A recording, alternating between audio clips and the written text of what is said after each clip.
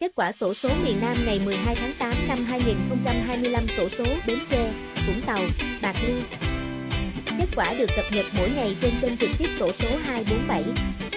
Nhấn nút đăng ký kênh và bật chuông thông báo để nhận thông tin kết quả xổ số mới nhất.